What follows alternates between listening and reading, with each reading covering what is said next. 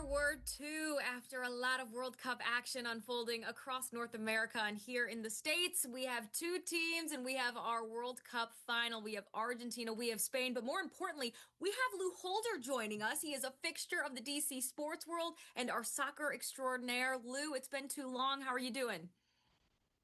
I'm doing great, Nat. I'm doing great. Again, I'm in my element. I'm in heaven. Last for 39 days, all these matches. I mean, it's just been really, really fun. I told you beforehand when the selection show Yeah. happened and we were going to find out where all the teams were. I said when the World Cup comes to your hemisphere and comes to your country, it is to be cherished because it goes around the whole globe and there's no guarantee it's going to come back to your hemisphere or your area in your lifetime. It was been 32 years since it was here. And I have to say that the US, Mexico, and Canada put on a heck of a show. You've been at watch parties, you were at a match yourself, you've seen firsthand what this World Cup is all about. I'm assuming it's lived up to the hype and the expectations you had set out. It has. And again, I saw something that was pretty profound, Natalie. It said if it wasn't for our world leaders, the majority of us would get along just fine.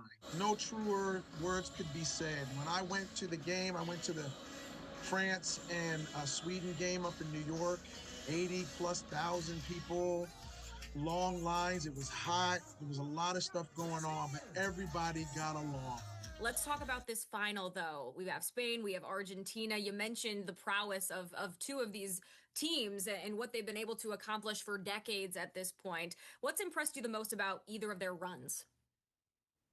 So for Spain is that defense still wins championships. I mean, they are shutting people out. What they did to France, that was clinical, Natalie. I mean, they shut them down. I mean, Mbappe, Usman Dembele, I mean, non-existent, non-existent. Spain has only given up one goal the entire World Cup. That is unheard of. On Argentina, I mean, wow. Every time you think that they're done, Messi brings that team to life. I have to ask you. I mean, we know perhaps what the difference maker will be. It'll be that, the unmovable object against the improbable force or whatever we know that saying is. Who wins this one, though? And as much as I want to go with Spain, um, it's that experience over youth. I mean, they have been there. That run has been unbelievable.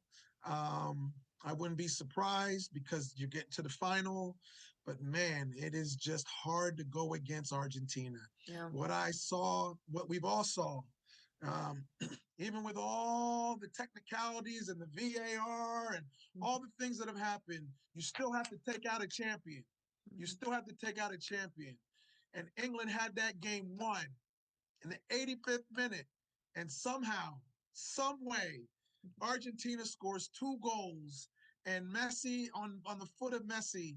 It's just that, wow, how can you go against them? I do want to switch gears and talk about our U.S. team. Yes, they were booted a couple of weeks ago by Belgium, made it to the round of 16. What were your thoughts on just the way this team performed? Because, I talked about it for days. It wasn't the way or it was the way they lost. It wasn't the fact that they lost.